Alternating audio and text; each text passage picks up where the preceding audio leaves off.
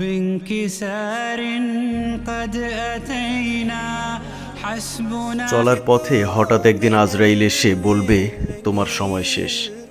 মৃত্যু কার কখন আসবে এটা কেউ বলতে পারবে না। হঠাৎ স্যারকে নিয়ে আজ একটা স্বপ্ন দেখলাম এবং স্বপ্নের মধ্যে স্যার আমার সাথে কথাও বলেছেন। তো সকালে উঠে একটু খারাপ লাগছিল।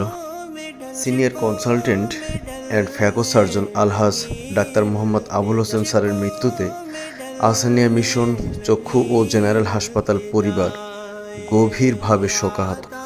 সেদিন সকালে অফিস যাওয়ার সময় হঠাৎ স্ট্রোক করে ইন্তেকাল করেছিলেন। ইন্না লিল্লাহি ওয়া ইন্না ইলাইহি রাজিউন। আলহাজ ডাক্তার মোহাম্মদ আবুল হোসেন স্যার দীর্ঘদিন Ispahani eye hospital, Lions eye hospital সহ ঢাকার বিভিন্ন চক্ষু হাসপাতালে সেবা দিয়েছেন। সদা হাস্যোজ্জ্বল মানুষটি সাতক্ষীরাবাসীর জন্য আশীর্বাদ স্বরূপে আসীন হয়েছিল। নলতা কেন্দ্রীয় আহসানিয়া মিশন পরিচালিত আহসানিয়া মিশন চক্ষু ও জেনারেল হাসপাতালে তিনি বিশেষজ্ঞ চক্ষু সার্জন হিসেবে কর্মরত ছিলেন। বছর বছর মিশনের চক্ষু ক্যাম্পে নেতৃত্ব দিতেন।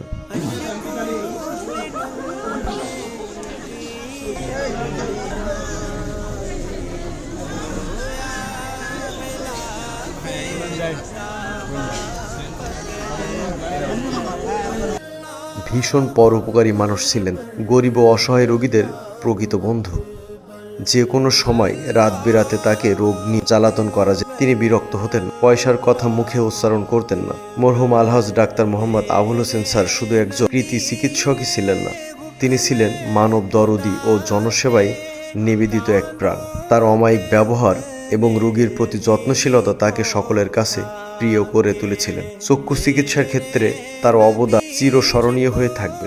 তার অকাল প্রয়াণে আমরা এক নিবেদিত প্রাণ সেবককে হারালাম, যা আমাদের সমাজের জন্য এক অপূরণীয় ক্ষতি। আহসানিয়া মিশনের স্বাস্থ্য বিভাগের যে কোনো বিষয়ে তিনি গভীর আন্তরিকতায় পৃষ্ঠপোষকতা করতেন। খুব সহৃদয়বান, খুব গুণী, খুব আন্তরিক একজন মানুষকে আমরা হারালাম।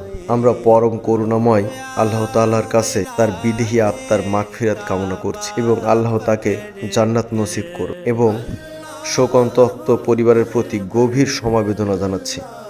আল্লাহ তাআলা যেন পরিবারবর্গকে এই শোক সইবার ধৈর্য দেন।